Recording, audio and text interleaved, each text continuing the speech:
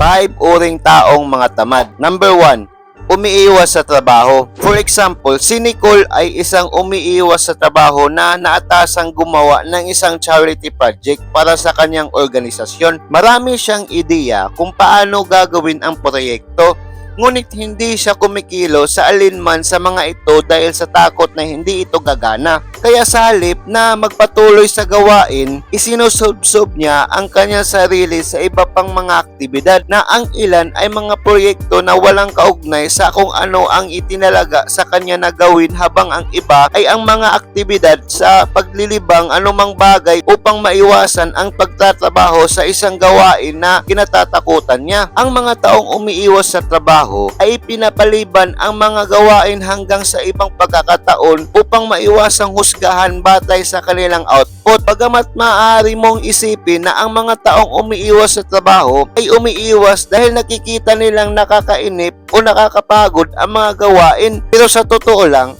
ay sinusubukan mong takbuhan ang mga trabaho dahil natatakot ka sa kabiguan o sa ilang mga pagkakataon. Number 2, thrill seeker na mga tao. Kilala rin sila bilang mga gumagawa ng crisis. Ang mga naghahanap ng thrill seeker ay nabubuhay para sa huling minutong pagmamadali. Example na lang dito ay si Lawrence ay itinalaga upang maghanda ng isang pagtatanghal na magpapakilala sa bagong produkto ng kumpanya sa isang paparating na paglulunsad. Mayroon siyang isang buwan upang gawin ito at gawin itong isang nagbibigay kaalaman at nakakainganyong pagtatanghal. Gayunpaman, sa loob ng ilang linggo, wala siyang nararamdamang motibasyon upang simulan ang paghahanda ng presentasyon. Isang araw lamang bago ang nakatakdang paglulunsad ay naramdaman niya ang pagmamadali ng mga malikhaing ideya at lakas upang sa wakas ay simulan ang pagsasama-sama ng pagtatanghal. Si Lawrence ay isang thrill seeker na nagpapaliban kapag may maraming oras na natitira at pagkatapos nararamdaman ang pagmamadali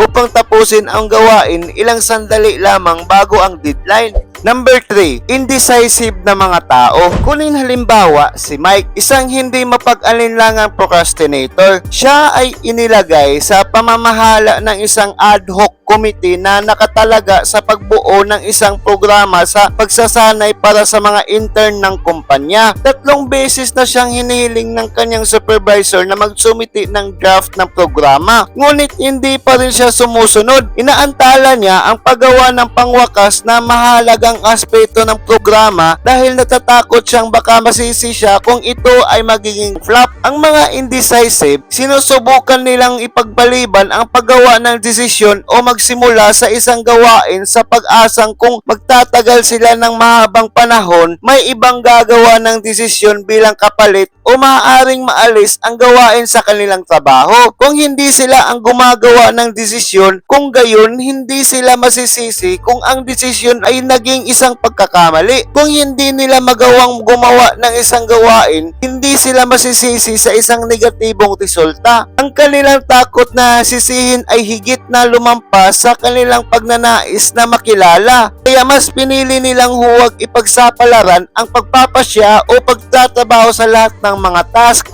Number 4, perfectionist na mga tao. Example ay si Sheena ay nakatalaga sa pag-update ng manual ng kumpanya gamit ang mga bagong inaprubuhang patakaran at pamamaraan. Bagamat ganap na may kakayahang pangasiwaan ang trabaho, pinipigilan niyang hawakan ang manual sa loob ng ilang linggo dahil sa takot na baka makapaghatid siya ng hindi gaanong perpektong trabaho. Pagkatapos ng lahat, ang buong kumpanya ay gagamit ng manual. Kaya kailangan itong maging walang kamali-mali. Dahil sa takot na magkamali, nagsasagawa si Sheena ng iba pang aktibidad na makakaabala sa kanya mula sa paggawa sa manual. Mula sa muling pagsasaayos ng kanyang workspace sa opisina hanggang sa color coding ng mga folder ng file niya. Ang mga perfectionist ay nagtakda ng napakataas na standards na pag-iisip na sinusubukan nilang i-measure ang mga sukatan na iyon na pumupuno sa kanila ng nakakaparalisadong pangamba. Hanggat hindi nila hinahawakan ang isang gawain, mayroon pa rin itong potensyal na maging perpekto. Ngunit kapag nagsimula na sila sa gawain, mayroon na ngayon isang tunay na posibilidad na guluhin ito na may ilang mga pagkakamali na posibleng magdulot ng hindi na ibabalik na pinsala. Upang makatakas sa panggigipit na kailangang matugunan ang mga pamantayang iyon na napakataas,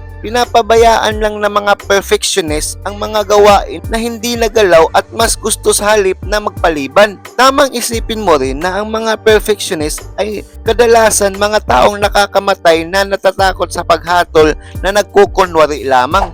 Number 5, mga busy na mga tao. Halimbawa, si Chris ay isang masiglang tagapamahala na palaging may mahabang listahan na mga dapat gawin. Mula sa pagsusubaybay sa mga individual na miyembro ng kupunan hanggang sa pagsusulat ng mga ulat at pag-uorganisa ng mga seminar sa pagbuo ng kapasidad, parang lagi siyang on the go. Ngunit kahit papaano ay madalas pa rin huli sa mga pagpupulong at hindi nakakasumiti ng mga papeli sa oras. Si Chris ay nagpapakilala sa abalang nagpapaliban. Palaging nagtatrabaho ngunit hindi tapos. Ang mga busy na tao ay gustong gawin ang lahat ng sabay-sabay sakaling pagtatangka upang masakop ang lahat. Nabigo silang aktual na magawa ang anumang bagay. Ang kanilang listahan ng gagawin ay puno ng mga gawain na lahat ay mukhang pantay na mahalaga sa kanila. Kaya kadalasan ay nagsisimula sila sa isang gawain, nakadarama ng labis na pagkabalisa sa tila pagkakaupurahan ng isa pa, tumalon sa ibang gawain at pagkatapos ay muling nag-iisip ng isa pang gawain na talagang kailangan nilang simulan. Tumalon muli sa iba pang gawain at iba pa. Ang mga busy na tao ay mukhang palaging gumagalaw ngunit kakaibang hindi nakakapag-tick ng anumang gawain sa kanilang listahan ng mga gagawin. Ang pangunahing kakayahan ng kulang sa kanila ay ang pag-prioritize na nag-iiwan sa kanila ng pagkabahala sa napakaraming gawain sa halip na sistematikong gawin ang mga ito.